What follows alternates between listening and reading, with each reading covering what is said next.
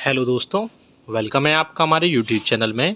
Pensioners, family pensioners और कर्मचारियों के लिए मैं 3 बड़े अपडेट लेकर आया हूं मैं। जी हां दोस्तों, जिसका सीधा सीधा असर आपकी फैमिली पेंशन, आपकी पेंशन और आपकी कर्मचारियों और आपकी यानी कि कर्मचारियों की सैलरी पर भी पड़ने वाला है।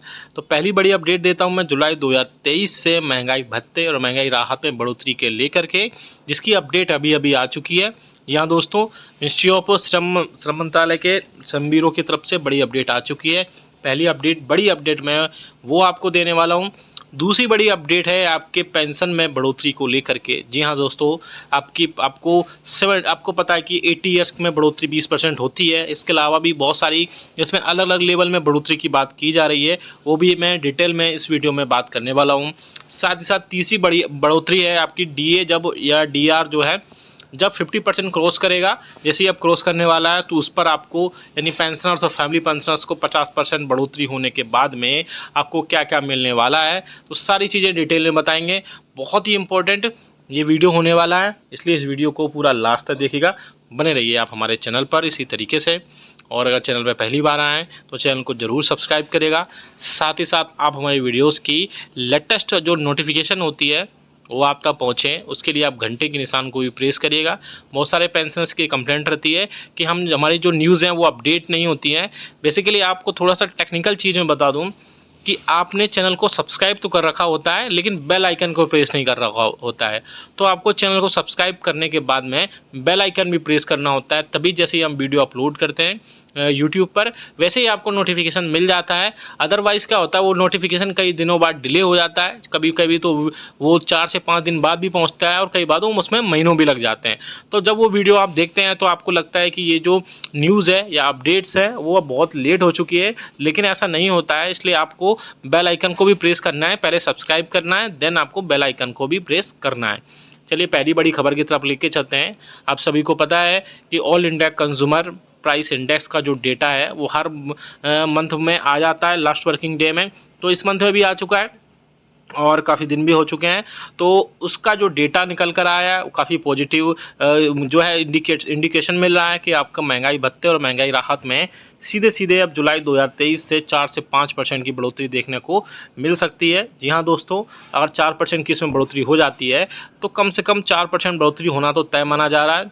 बाकी अब एक मंथ का जो भी all India consumer price index का जो डेटा आएगा उसके बेसिस पर आगे उसमें सारी चीज़ें फिक्स होंगी, सारी चीज़ें तय होंगी। और महंगाई भत्ते और महंगाई राहत में बढ़ोतरी के बाद में 46 से लेकर के 47% महंगाई भत्ता और महंगाई राहत हो जाएगा। ऐसे में पेंशनर्स को भी बहुत ज़्यादा राहत देखने को मिलेगी, क्योंकि पेंशनर्स की पेंशन में सिर्फ जो है पेंशन में सिर्फ डीआर यानी कि डियरनेस रिलीफ ही बढ़ोतरी होती है, बाकी चीज़ों में बढ़ोतरी नहीं होती है। जबकि एग्जिस्टिंग एम्प्लॉयज़ या फिर जो सर्विंग एम्प्लॉयज़ हैं उनकी सैलरी में काफ़ी सारी चीज़ें और भी ऐड होती हैं, जिसमें टीए, डीए, एचआरए और कई भी सारे अलाउंसेस जो मिलते हैं वो सारी ऐड होती हैं। लेकिन पेंशनर्स को सिर्फ और सिर्फ जो है डीआर ही भरोसा होता है। डीआर अगर बढ़ोतरी अच्छी खासी होती है 5% तक की, तो उसमें जो है काफ़ी चीज़ें उनको बहुत ज़्यादा राहत देखने को मिल सकती हैं। दूसरी बड़ी अपडेट आ रही है आपकी फिक्स्ड मेडिकल अलाउंसेस को लेकर के। तो ऐसे पेंशनर्स और फैमिली पेंशनर्स जो कि नॉन सीजीएचएस एरियाज़ में रहते हैं, जहाँ यानी कि जहाँ पर उनके वेलनेस सेंटर्स नहीं हैं, जहाँ उनके हॉस्पिटल्स नहीं हैं या डिस्पेंसरीज नहीं हैं, वहाँ उनको 1000 रुपये तक जो है एफएमए यानी कि फिक्स्ड मेडिकल अलाउंसेस के रूप में मिलते हैं। लेकिन अब पिछले दिनों एक बड़ी मीटिंग हुई थी जिसमें पेंशनर्स के और फैमिली पेंशनर्स के यूनियंस और फेडरेशंस ने सरकार से रिक्वेस्ट की थी कि 1000 रुपये ओपीडी मेडिसिन के लिए बहुत कम होते हैं, उससे बढ़ा करके 3000 रुपये तक किए जाएँ। इस मैटर में आपको बड़ी अपडेट देना चाहता हूं मैं। बड़ी अपडेट ये निकल कर आ रही है कि उसमें जो है गवर्नमेंट की तरफ से यानी ministry of health and family welfare की तरफ से एक बड़ा अपडेट भी आया था कि मैटर जो है अंडर कंसिडरेशन है। जल्द ही कुछ ना कुछ इस पर बहुत अच्छा आउटपुट देखने को मिल सकता है, यानी कि इसमें कोई ना कोई बढ़ोतरी जरूर देखने को मिलेगी।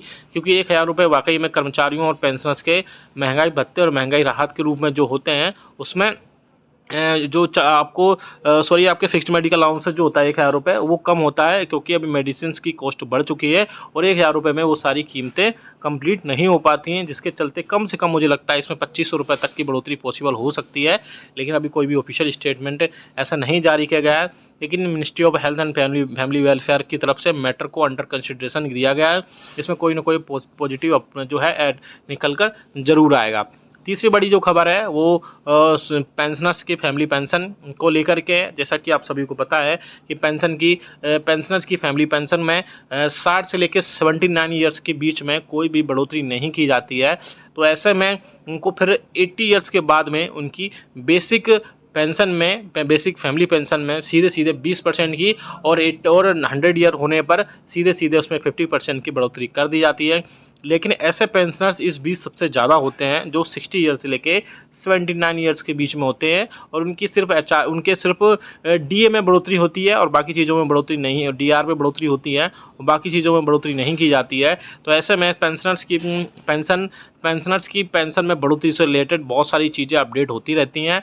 जैसे कि उनको कई बार स्पर्श पोर्टल में उनको माइग्रेट कर दिया गया है, या भी बहुत सारे पेंशनर्स हैं उनको माइग्रेट होना है, कई सारे को यूज़र आईडी और पासवर्ड मिल गया है। धीरे धीरे करके सभी पेंशनर्स को स्पर्श पोर्टल पर माइग्रेट कर दिया जाएगा, जिसके चलते अपना लाइफ सर्टिफिकेट है या फैमिली पेंशन है या पेंशन है या फॉर्म 16 वगैरह जो भी, या इनकम टैक्स की सारी इन्फॉर्मेशन उसी पोर्टल में उनको बहुत ईजीली अवेलेबल हो जाएगी।